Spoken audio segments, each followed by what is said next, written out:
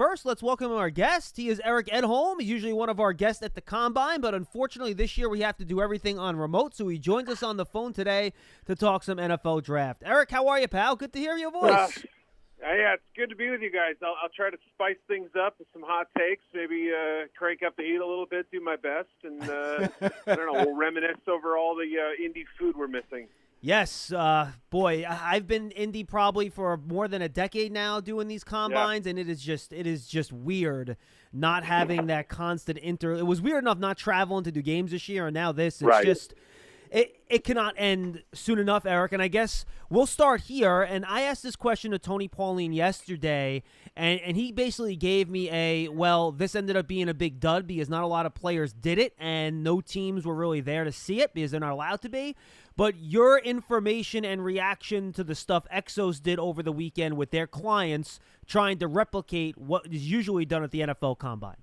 Right, yeah, I mean, you want to call it unofficial or what have you, obviously with an asterisk or whatnot. I mean, it's still good to see the athletes perform. You still want to get some kind of baseline athletic numbers on these guys, even if, it's going to be hard to verify those numbers exactly. You can still learn a lot from watching some of those things. So, yeah, I mean, I appreciate some of the creativity. I mean, there are players who are in better situations than others in this unusual offseason where, their schools are having pro days and everything's working out fine, and they're going to be able to test and have people watch them do so. But there are some who obviously aren't in that type of situation. It's maybe less than the other group, but still, I mean, it's always important to get as much information on these players. So I think it's much appreciated. Have they published any of those numbers? I've seen a couple things kind of trickle out, but I haven't really seen anything out there. Is there some kind of master list somewhere that they put out there for what guys did? I'm working on that. Yeah, I haven't gotten the official numbers yet, but I'm calling my Exo sources and trying my best to procure those highly protected numbers. But yeah, I haven't seen a full list anywhere. Eric, we always understand that these kinds of things, especially since these pro days at the Exos facilities were done in 3 different locations, are going to have certain degrees of variation. And I know that there are some scouts who are looking at this with kind of squinty eyes saying, I don't know how much weight I really want to put into these numbers because chances are they're not going to be as pure as what we had in Indianapolis. From your perspective in talking to people around the league, how much weight is being given to what came out of this weekend? Yeah, only so much, I think. I mean, right, like you said, I mean, there's always the quote-unquote home field advantage, and you worry about whether things were, there was any kind of, number doctoring. I don't suspect that to happen. But, I mean, scouts by nature, I think, are a little bit suspicious, right? They're going to question everything because it's their name on the report. It's obviously a GM's name attached to a pick and, all those sorts of things. So, they're going to try their best to verify those numbers and make sure that, that everything's accurate and lines up properly. When you see things that are a little out of whack, you say, whoa, okay, hold on a second. There's going to be some doubling back on that stuff. But you mean kind of like Rashad Bateman running a 4.39, something like that? Yeah. He's fast. I don't know that he's that fast. Right, exactly. That's one of the numbers that, I mean, that's going to lead to some questions. Hey, what weight did Rashad Bateman play at last year? Because he looked a little heavier to me. I've got a pretty big grade on him. I might like him a little more than others, but that's a good example of. Yeah, no, I mean that's a good example of a player who, the tape looks excellent. You wonder whether this past season he wasn't a little more sluggish than he had been in the past. Maybe not in pristine shape compared to the years past. So, those are the things that can maybe tilt things a little bit. Last year was a good example, too. I mean, it's a little different setup, but Cameron Dantzler, the corner from Mississippi State, I believe ran like a 4.63 or 4. I don't remember off the top of my head, but in the 4.6s at the Combine and then goes to his pro day and runs a 4.39. Which do you believe? I suspect the truth is somewhere in the middle of what his actual true speed is. I think he ran a poor 40 at the Combine, and I think that time can be questioned a little bit from his pro day. So that might be how teams approach it a little bit. Well, Eric, I want to build on that a little bit because you mentioned Bateman. He was somebody that opted out and opted back in. Talking to some of these GMs and stuff around the league, and scouts, how are they viewing these players that opted out or players that played a very limited schedule this year because of things completely out of their control? Is it an individual basis? Are teams a little bit more cautious with those guys? Do they just really want to put their eyes on them to see what they've been doing for the past, now we're up to 14 months since they've seen them on a football field. Right. How are they treating that group of players? Yeah, I mean, I think we started to get some answers at the Senior Bowl. There were a handful of players who fell into that category. Quinn Miners, the D3 offensive lineman from Wisconsin, Whitewater, went up there and showed no rust. I mean, came right out and looked like a kid who belonged there, which is great. He made a jump in competition, and having missed the season, looked like he was, out at practice the day before. So that's an outstanding sign for him. Actually, I was just writing him up when you guys called. And then there's somebody like Nico Collins, the wide receiver from Michigan, an opt-out player who, it played at a high level of competition, but there were some questions about his productivity. Was it the fault of the coordinator? Was it the fault of the quarterback? Was it, his own doing that led to him? Because he's got all the traits. He sort of reminded me. How about the coach, Eric? How about the head coach? I'm not a big fan of him. Right. Oh, exactly. Right. Coach, coordinator. I mean, the whole staff. Right. I mean, there's plenty of talent there. Look at Donovan Peoples-Jones in Cleveland last year. He played well at times. So, yeah, and I think some of the opt-out guys were able to knock the rust off fairly quickly at the Senior Bowl. So, it's not going to be every single case, but I think a lot of these guys have kept in pretty good shape. Some of the players like Tyler Shelvin, the big nose tackle out of LSU, what's his weight at now? That's a big question because he's had weight issues in the past.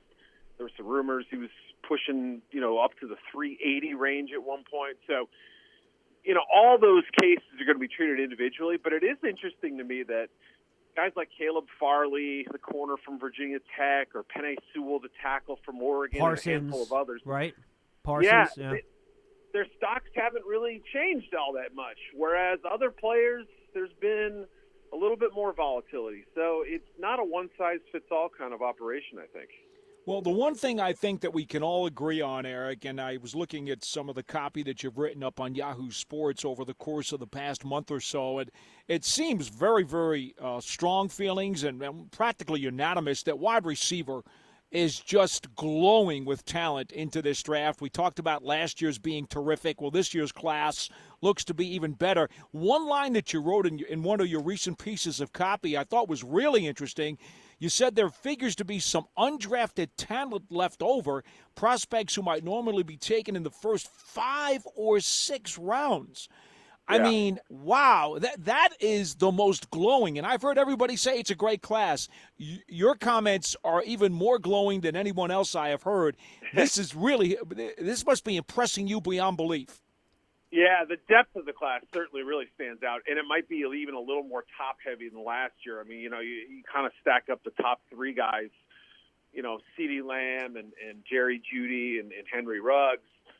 I would say this year's top 3 of Devontae Smith, Jalen Waddle. Again, some people may differ, but let's just say that, for the use of argument here, and Jamar Chase, Jalen Waddle, Smith, Chase, might be a better top 3. And then to the question you just asked about the depth of the class, I felt like last year's class was very, very strong at receiver, and it kind of fell off around round 5, after, say, Darnell Mooney went to the Bears. Now, I mentioned Donovan Peoples-Jones earlier. I think he was a 6th-round pick, so he would be one of the outliers. But still, there weren't as many undrafted wide receivers last year, and maybe that had to do with the lockout, not the lockout, but the COVID situation. Sure. But there weren't quite as many 6th, 7th, and undrafted free agent priority guys who fared as well. So it was very strong through about round 5. Whereas this year, I really think there's some guys who may slip through the cracks that you'd normally see go. Like a Jalen Darden from North Texas. So he's kind of this year's Darnell Mooney in the sense that he's about 169 pounds and is a blazer and really fast. But might he get lost in a class where guys are a little bigger than him, perhaps, a little bit more level of competition, is a little more sturdy, that sort of thing. So I don't know. When I was kind of stacking up a couple weeks back, last year's group and my grades and pre-draft grades and then this year's pre-draft grades, it was just a little stronger towards the end too. So that really kind of caught my eye. Eric, is this going to be a pattern now? 2 years ago when the wide receiver class wasn't considered great, I think maybe one wide receiver went at the back end of the first round in 2019, or maybe none actually went in the first round. Whatever it wasn't a lot. But then you end up getting DK Metcalf in the second round, A.J. Brown in the second round, Deebo Samuel in the second round. Okay, well, these guys are first-round wide receivers. Teams just didn't realize it when they picked them. So is this going to be the deal now where the way college offenses work and the way kids are training with 7-on-7 football and all that stuff, are we just going to see a steady stream of just wide receiver wave after wave every year refilling the ranks of the NFL? I still think this 2-year period, last year and this year's draft classes, they're probably going to be more outliers, but I think you have a good point there, which is, teams I think are now saying, let's put our best athletes, if they're on offense, they're going to be at receiver or quarterback probably, and, maybe running back occasionally. Obviously for the bigger guys, it's a different situation, but yeah, I mean, these mismatched pieces that you want to get the ball in their hands as many times as possible. And you're right, the evolution of offenses now with the horizontal passing games and the quick strike stuff, I mean, that obviously lends very well to those type of players. So I think receiver has moved up over the years in the positional hierarchy, if you will, where, it used to be quarterback one, maybe left tackle at some point. But now I see the value teams place on cornerbacks, DBs in general, but corners certainly, and wide receivers. And, that would make sense. So I think from a positional standpoint, the importance has been raised. The athletes, the quality of players that are available in the draft, that's always going to dictate where people go. But, it's also been raised as well. So, yeah, I mean, I think those two things kind of combining forces, that really leads to what we have in this year's class. Who knows what the next couple will look like, but I would say that we're sort of trending in that direction. Eric, the one position that always gets a ton of publicity is the quarterback spot, and this year it's relevant to the Giants because they pick at 11, and there are so many people who think that, as many as 3-4 quarterbacks could go in the top 10, which pushes the other positions down to the Giants. So it is a relevant conversation for the Giants people to have.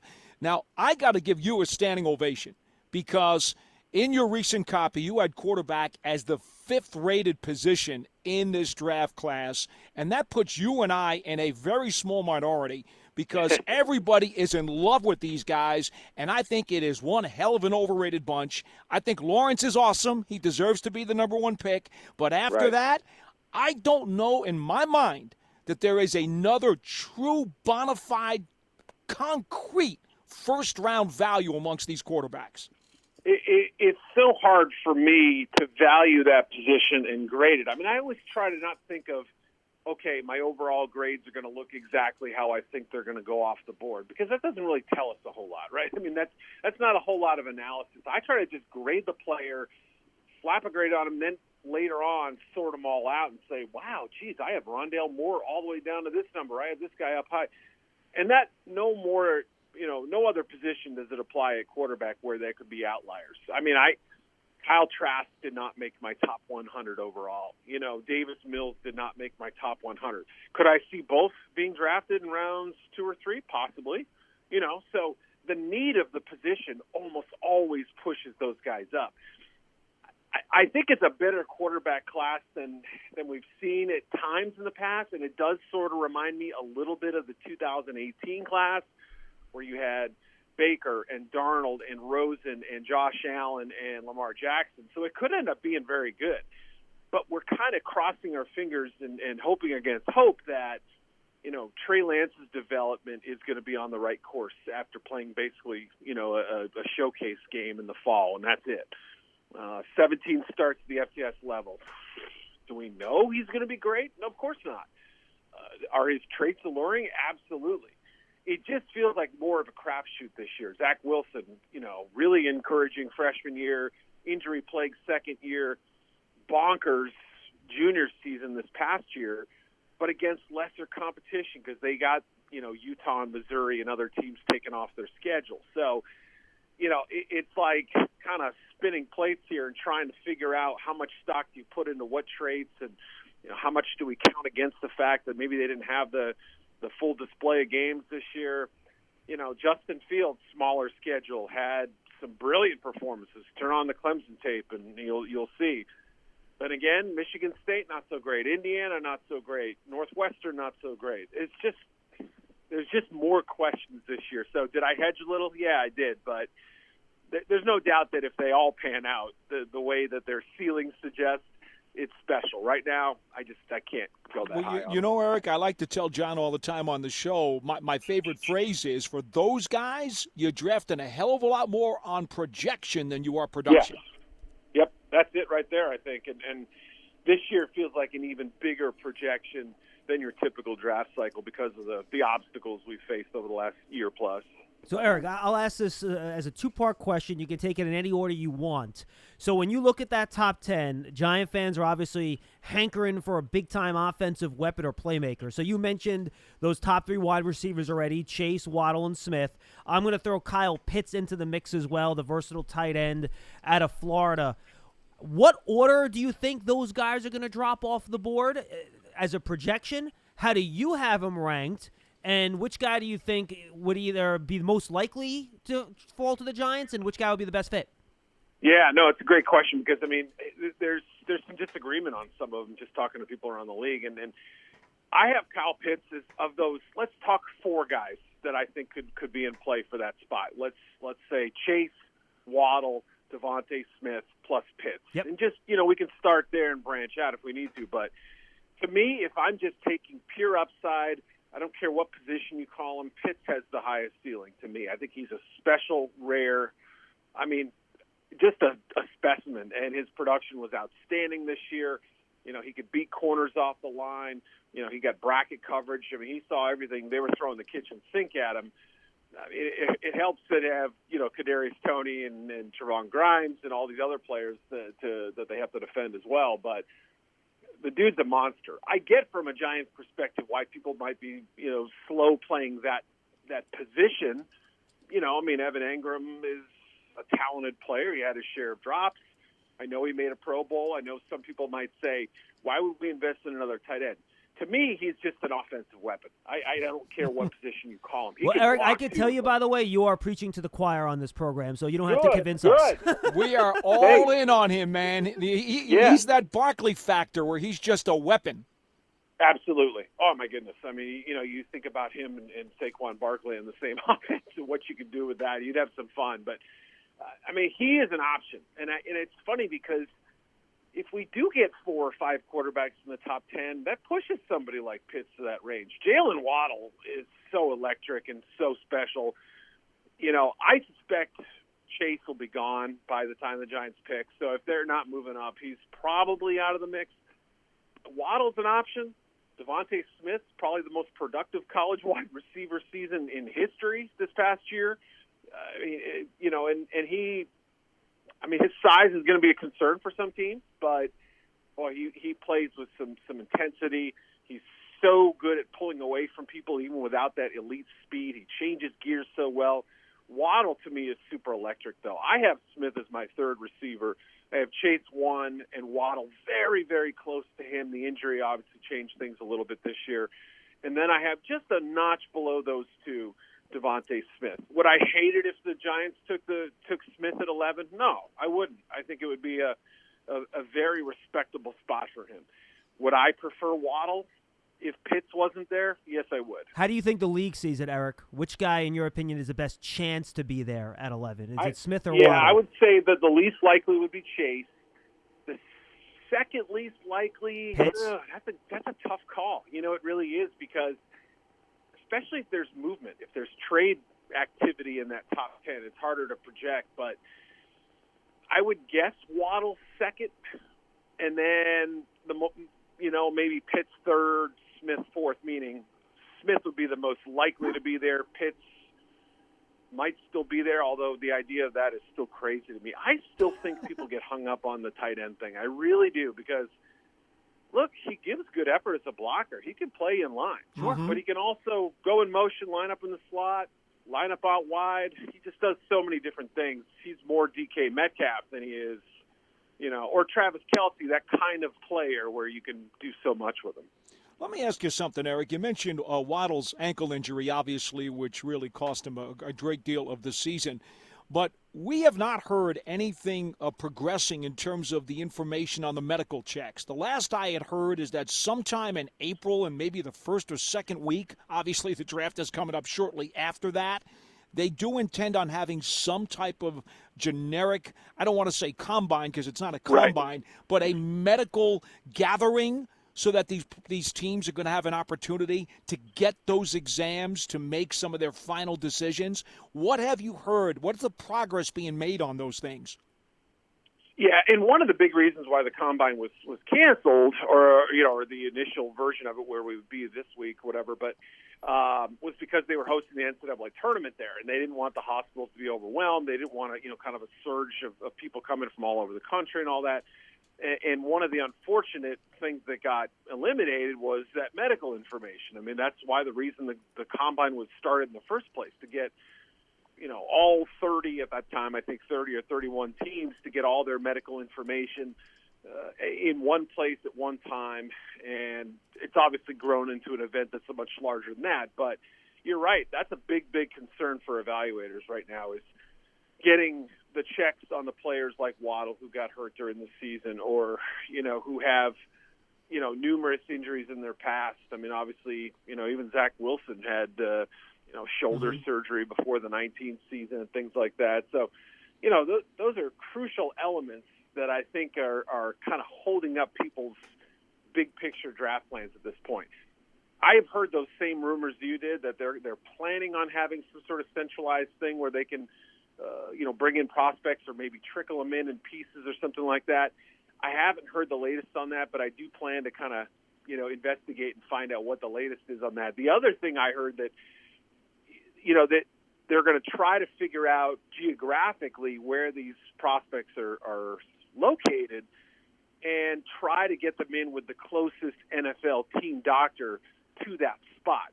That seems like a lot of planning and a lot of organization. I don't know if they can pull that off. So it may be some sort of combination of the two things to get the full medical workups. Eric, it's odd. We haven't even mentioned, I don't think, a defensive prospect that could be an option for the Giants at 11. We talked about quarterbacks. You mentioned Penei Sewell already. We talked about the wide receivers, Kyle Pitts. When you look at the top of this class from a defensive standpoint, what are you looking at? Who do you think stands out, if anybody, that could be a good selection for the Giants at 11? Yeah, there's no Chase Young in this class. There's no, Nick Bosa. There's nobody in the top 5 that I would feel great about picking. As you get into the teens or so, that range past number 10 or so, there's a little more comfort level. And there's cornerbacks that I think are being regarded at that level where you say to yourself, okay, I can sign off on a Patrick Surtain going somewhere in that range. You don't sound very excited about it, though, Eric. I'm not going to. Yeah, no, I'm just saying there's enough reservation this year. I mean, Micah Parsons is a phenomenal athlete, another opt-out guy. He's going to have to answer some character questions. I don't think it's anything too terribly concerning, but some teams may have pause with him on that regard. And in my mind, there's no single edge rusher in this year's group, and I know that's a spot the Giants could look at, where you say to yourself, oh, yeah, I mean, I can easily see him going at the 11th spot. I'm not saying they couldn't take one there or that they shouldn't, but you have to ask yourself, Azeez Ojulari, a young guy undersized, Greg Rousseau, 1 year of production, opted out this past season. He really only has about 550 snaps to his name. Jalen Phillips, another guy with a kind of a circuitous route that went to UCLA and then ended up in Miami, finally had a good year this year, elite talent, but they're all kind of incomplete pictures in my mind. They're jigsaw puzzles that are missing about half the pieces, right? And some of them are going to work out. I mean, there's no doubt about it, but taking Jalen Phillips at 11 would scare the heck out of me, even though I have him as my number 2 edge in this class because I like him a lot. But there's a buyer beware tag there, no doubt. Jason Oweh from Penn State, 0 sacks last year, but a ton of pressures. What do we make of that? For me, this is a very challenging group, even though I fully recognize that we're going to look back in a couple of years, there are going to be 2 or 3 who clearly are head and shoulders above the rest. So, Eric, just a quick follow-up, and this will be my final question, and then I'll let Paul ask whatever he's got left in his bag.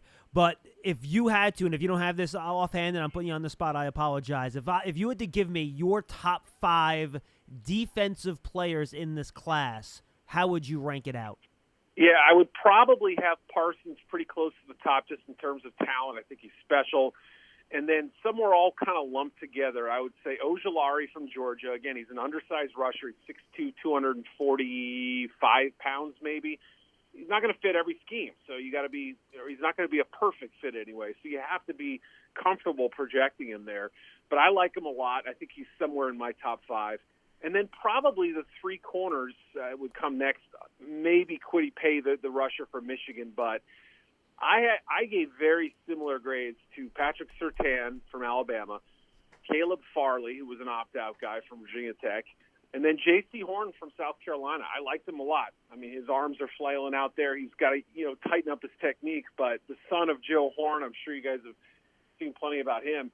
He just fascinates me. There's something about him that I really, really like, and I think he's going to end up being a very good pro. So that's probably my group of 5 or 6 or 7 that I would whittle down and make my top 5. And again, it's just not a super top-heavy year for that elite defensive talent, I would say. Well, final question for me, Eric, and before I do that, let me just say you and I are twins because everything you have said, we are exactly on the same page. And Eric, by the way, this is scary. I would not be very happy about that from your perspective because I deal with this guy every day and not sure that's where you want to be, just saying. Well, and just a quick note, I have twins, and my kids are totally different. So, I mean, we can be twins without actually being, like, virtual facsimiles of each other, right?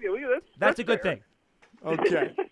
Final question for me is a little bit broader based, but it is a Giants-related question, and that is we obviously know that the Giants have financial difficulties with the free agency of Tomlinson and Williams. We already can figure it's a lot harder to replace the edge guy in Williams. From what you see in the draft, A, could they get a guy who could fit the bill in Tomlinson's role if he should escape via free agency? And we're talking about having to go a couple of rounds in because, they're clearly going to go for more of an impact guy high. And then B, same thing with the running back situation where Barkley is the only running back who is signed, and they're going to have to get somebody knowing he's coming off of a very serious injury. Are they more apt in your mind to go into the 3rd day of the draft and grab someone who can be his reserve, or are they better off trying to retain Wayne Gallman? Good question. Yeah, a lot to take in there. I mean, for the defensive line position, I have my questions at the top, but I think there's some okay depth to it. I mean, again, it's a lot of sort of guessing, but if we're talking about more of the nose tackle spot, kind of the plugger, the big guy like Dalvin Tomlinson, who could occupy space up front. There's some guys who fit that mold, whether it's Tyler Shelvin from LSU, who I mentioned, weight issues notwithstanding, Bobby Brown from Texas A&M. I wrote him up yesterday, and you can the most latest my 100 through 96 list. He's in there. Kairos Tonga from BYU is another player I could see playing as a shade or something like that. Jordan the rugby Scott guy. Yeah, right. Yeah. The running back position is really interesting. I think it's the top 6 or 7 are pretty solid, and there's a little bit of a drop-off. So that's about how many typically go in day 2. That's what worries me is that if you let that position go too far, there's going to be a bit of a drop-off. Whereas I could see a couple of D tackles kind of lasting into early parts of day 3 that carry some solid value. So a little bit of a juggling act there. That's going to be a tough call. Like you said, maybe there's a cheap veteran who can come in or Gallman and re-signing him. Running backs, I feel like you could find. Defensive tackles, maybe a little bit harder to get one who fits your system and can handle the same role that you may need to replace. Eric, awesome stuff, my friend. Let's do it again one more time before the draft as we get closer and the rumors start flying. Tell the folks where they can find everything that you do. Yeah, Yahoo Sports. Go to our NFL page. You'll see my stuff up there. And my Twitter is Eric with a C _ Edholm, EDHOLM. Eric, great stuff, my friend. I appreciate it. Thanks, Eric. Be All well. right, fellas. Have a great day. Awesome stuff. Eric's one of my favorites, Paul. He does a great job. Eric Edholm from Yahoo Sports. And again, all these guys you just see at Indianapolis. Every time I talk to one of these guys, we had Tony Pauline yesterday, Paul, I get depressed. I'm like, I this know. just stinks that we're not in Indianapolis.